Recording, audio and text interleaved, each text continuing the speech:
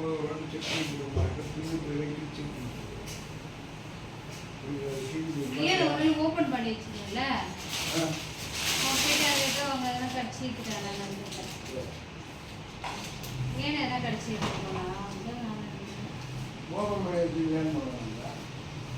எப்படி போகல காயிடும் மிஷின் காயிடும் துணி எடுத்துட்டு ஓப்பன் பண்ணி வச்சுக்கோங்கள மிஷின் காயிடும் ஓப்பன் பண்ணலாம்